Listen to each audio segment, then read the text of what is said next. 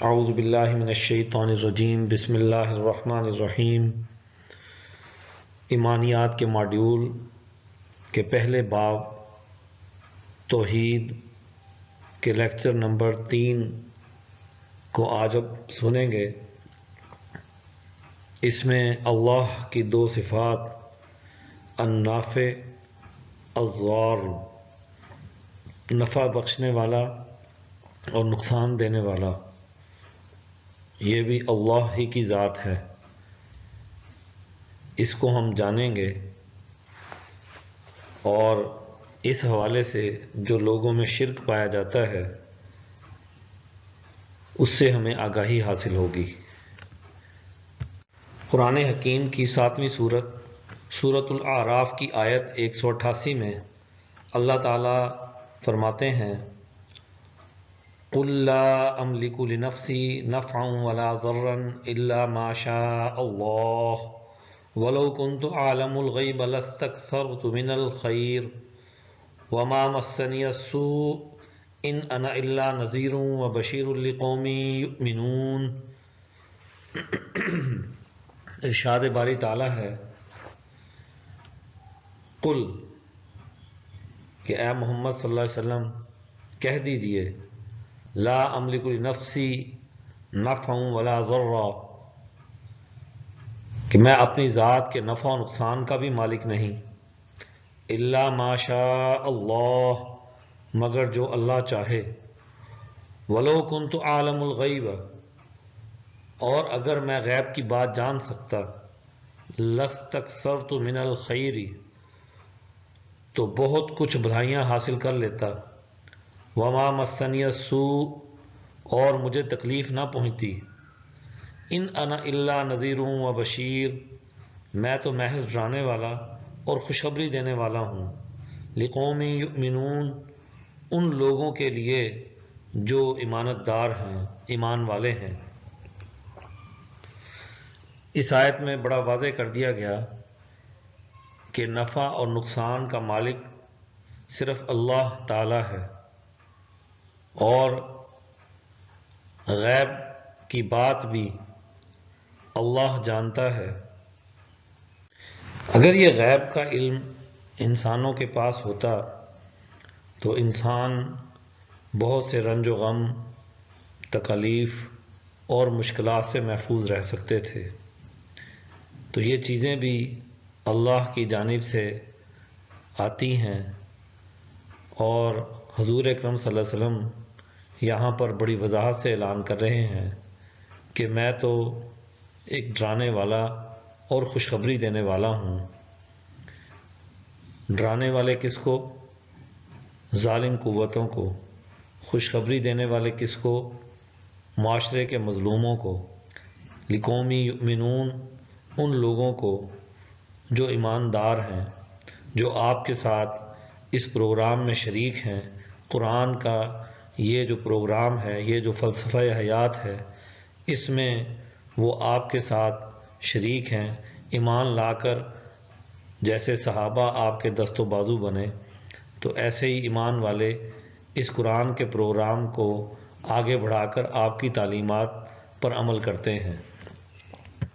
قرآن حکیم کی 10ویں سورہ یونس کی آیت 49 میں ارشاد باری تعالیٰ ہے قُلْ لَا أَمْلِكُ لِنَفْسِي ضَرًّا وَلَا نَفْعًا إِلَّا مَا شَاءَ اللَّهُ لِكُلِّ أُمَّةٍ أَجَلٌ إِذَا جَاءَ أَجَلُهُمْ فَلَا يَسْتَأْخِرُونَ سَاعَةً وَلَا يَسْتَقْدِمُونَ۔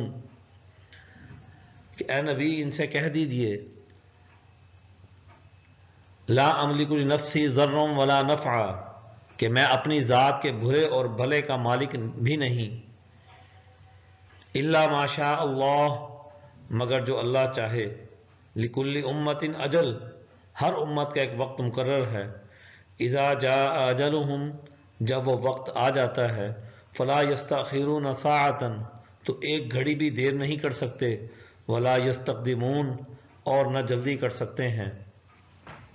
حضور اکرم صلی اللہ علیہ وسلم سے کہا گیا کہ آپ ان سے کہہ دیجئے کہ میں اپنی ذات کے برے اور بھلے کا مالک نہیں، مگر جو اللہ چاہتا ہے۔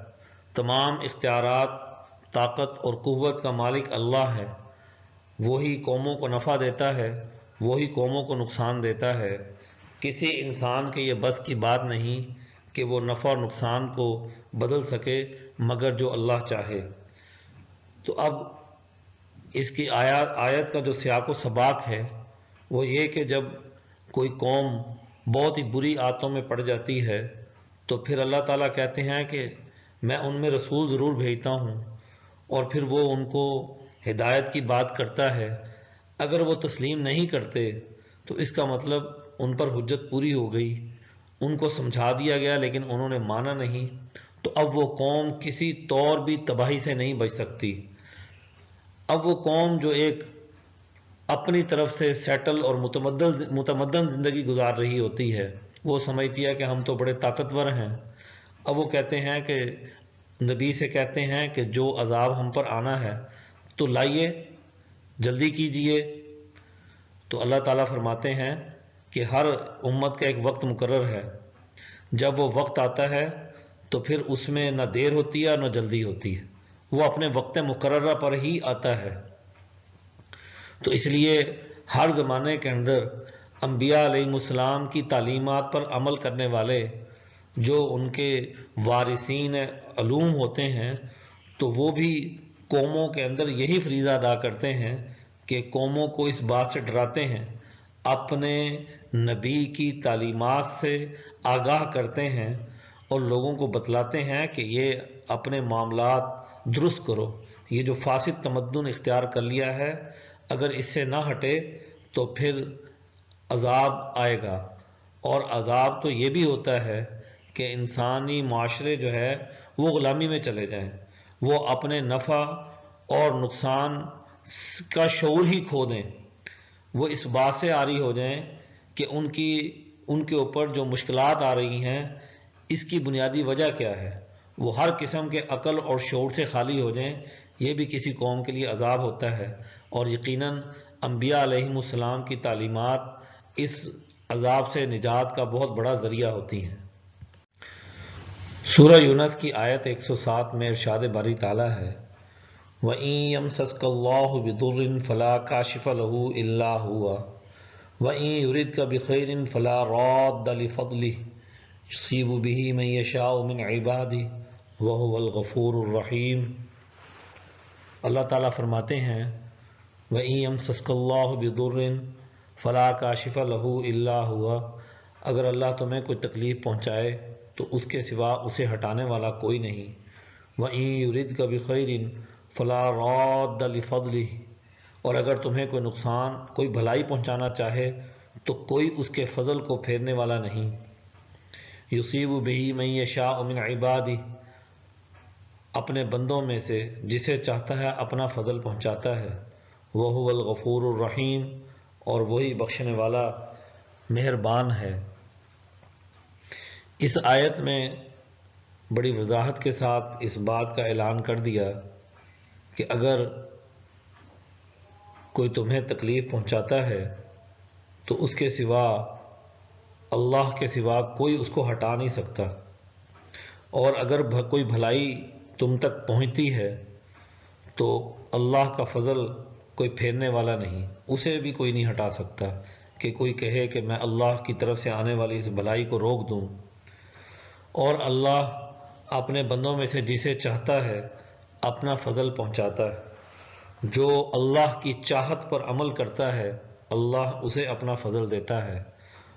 یہاں پر واضح کیا گیا کہ اگر تم سے پہلے کوئی غلطیاں ہوئی ہیں تو اللہ سے بخشش طلب کرو، وہ تو بڑا مہربان معاف کرنے والا ہے۔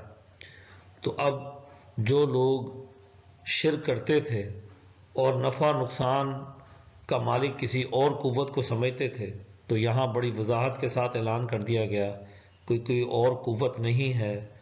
اگر کوئی تکلیف پہنچتی ہے تو وہ بھی اللہ کی طرف سے، بھلائی آتی ہے تو وہ بھی اللہ کی طرف سے، کوئی اور اس کا مرکز نہیں ہے، تو اسی سے تمام اپنی امیدیں وابستہ رکھنی چاہیے، کیونکہ اس پوری دنیا کی تمام چیزوں کا مالک وہی اللہ ہے جو انسان کی کوتاہیوں کو معاف کر دیتا ہے، اور وہ اپنی مہربانی اور فضل سے انسان کو علم اور شعور دیتا ہے۔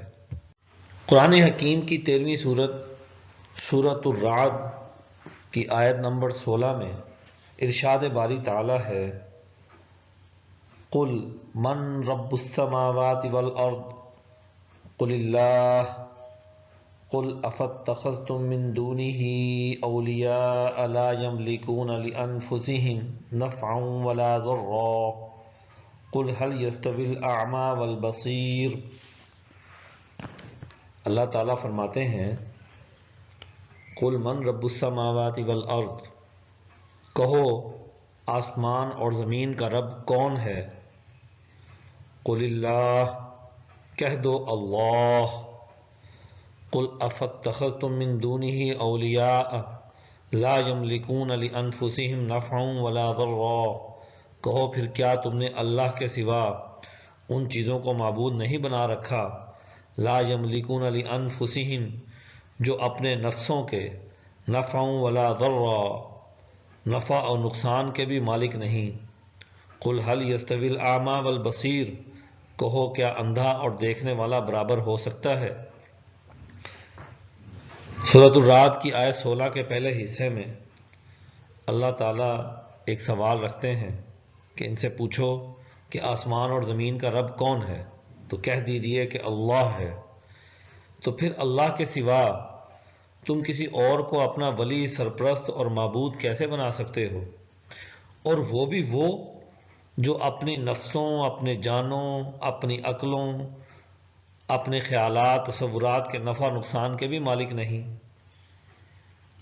تو بتائیے کہ ایک اندھا جسے کچھ نظر نہیں آتا اور ایک دیکھنے والا جسے ہر چیز واضح اور صاف شفاف نظر آتی ہے، یہ دونوں برابر ہو سکتے ہیں؟ یقیناً نہیں۔ بالکل ایسے ہی یعنی یہاں یہ سوال رکھا گیا کہ ایک مشرک ہو، اللہ کی ذات کے سوا کسی اور کو اس درجے پر رکھ کر خدا بناتا ہو، ان سے نفع نقصان مانگتا ہو یا انہیں نفع نقصان کا مالک بناتا ہو، تو وہ بالکل اندھوں کی طرح ہے۔ یہاں پر ہمارا اللہ تعالیٰ کے صفت النافع کا پہلا لیکچر مکمل ہوتا ہے۔ صدق اللہ العظیم۔